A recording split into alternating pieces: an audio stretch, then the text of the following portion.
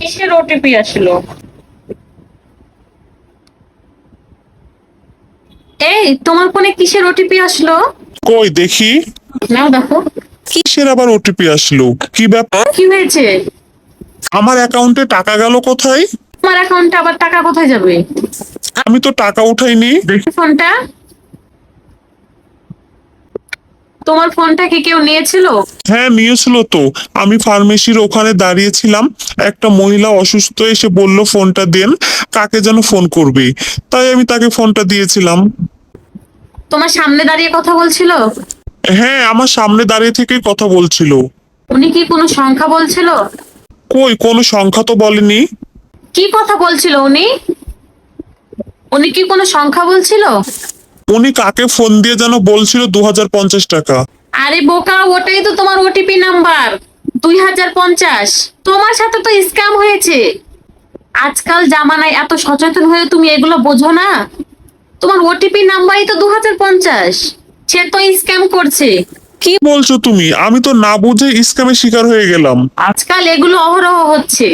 যে কোনো ছেলে বা যে কোনো মেয়ে অসুস্থ সেজে বা মোবাইল হারিয়ে গেছে, মোবাইলে চার্জ নেই, এরকম বলে মানুষের কাছ থেকে সহজভাবে মোবাইলটা নিচ্ছে, নিয়ে স্ক্যাম করে নিচ্ছে।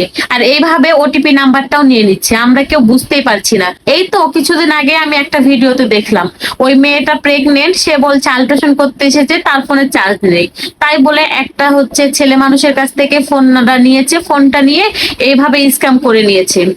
লোকটা জানতেই পারলো না, পরে বাসায় যাওয়ার পরে লোকটা জানতে পারলো যে তার ফোনে স্ক্যাম হয়েছে। এইরকম এখন অহরহ হচ্ছে, আমাদেরকে সচেতন থাকতে হবে। কিভাবে তোমার কাছ থেকে সহজ মনে ফোন নিবে, আর ফোন নেওয়ার পরে তোমার ব্যাংকের সকল ইনফরমেশন নিয়ে নিবে। নেওয়ার পরে তোমার ব্যাংকে যা টাকা পয়সা থাকবে সবগুলো সে নিয়ে নেবে। এখন এরগুলো বেশি হচ্ছে, আমাদের সবাইকে সচেতন থাকতে হবে। এখন তাহলে কি করব? তা তো হয়ে গিয়েছে, এখন আর কি করবা? চলো পুলিশ স্টেশনে যাই, ওখানে গিয়ে পুলিশের কাছে একটা জিডি করে আসি, তারপরে দেখি কি হয়। আরে বৌমা, কি হয়েছে? তোমরা চিল্লাচিল্লি করছো কেন? আম্মা, আপনার ছেলের ফোনে স্ক্যাম করেছে। বৌমা, স্ক্যাম কি? স্ক্যাম করে আপনার ছেলের ফোন থেকে ওটিপি নাম্বার নিয়ে সব টাকা পয়সা নিয়ে নিয়েছে। হায় আল্লাহ, আমার ছেলে সব টাকাগুলো নিয়ে নিয়েছে। এখন কি করতে হবে তাহলে? আচ্ছা, একটু পুরোটা বলো তো, একটু শুনি ভালো করে। আচ্ছা, আমি আপনাকে সব বুঝিয়ে বলছি, আগে আপনি বসেন।